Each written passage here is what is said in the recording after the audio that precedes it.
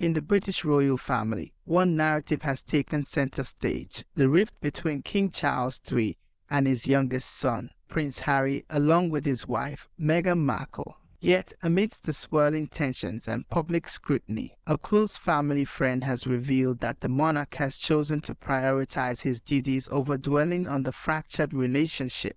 According to this source, King Charles has made a conscious decision not to dwell on the feud with the Duke and Duchess of Sussex, particularly in the wake of Harry's recent visit to the UK for the Invictus Games' 10th anniversary service. Despite the anticipation of a potential reconciliation, the father and son were unable to find common ground, with Harry's spokesperson stating that the king was too busy with other commitments to meet. However, this narrative took an unexpected turn when it emerged that Charles had, in fact, extended an invitation for Harry to stay at a royal residence during his trip.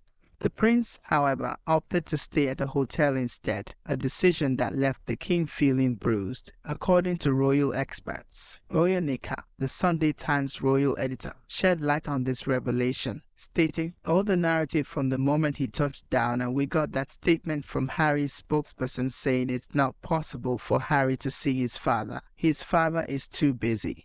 He completely understands." That set the mood music for the whole week that Harry had said, "Pa is too busy to see me." Ika continued, "I just thought something didn't feel quite right about this, so I dug away a bit deeper, and found out that actually Harry had asked if he could stay and Charles had said yes. Come and stay, son. You come and stay in a royal residence. You are near where I am, so it's going to be much easier for me to see you given what's going on with my diary and your diary." This revelation turned the narrative on its head, exposing the complexities and nuances that often underlie the public statements and perceptions surrounding the royal family. It also highlighted the delicate balance that King Charles must strike between his personal relationships and his duties as the monarch. As the source close to the family revealed, the king has chosen not to dwell on the rift with Harry and Meghan, instead focusing his attention on the affairs of state that demand his unwavering commitment. This decision is not born out of indifference or a lack of desire for reconciliation,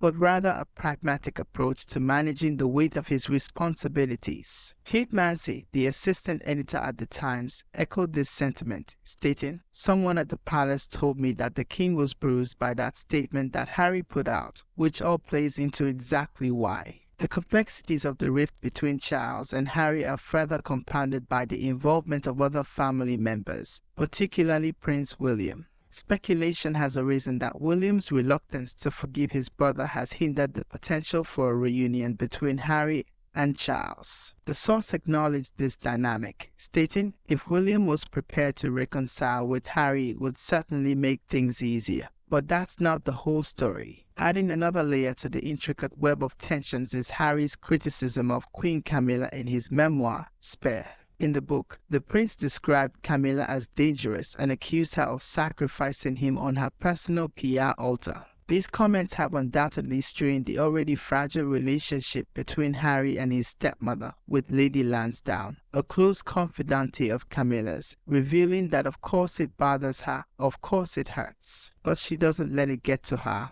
As the dust continues to settle on Harry's visit and the revelations surrounding the king's invitation, it becomes increasingly clear that the path to reconciliation within the royal family is fraught with obstacles and complexities. King Charles finds himself navigating a delicate balance, torn between his desire for familial harmony and the weight of his duties as the monarch. Yet, in the face of these challenges, the king has chosen to prioritize his responsibilities, focusing his energy on the affairs of state that demand his unwavering attention.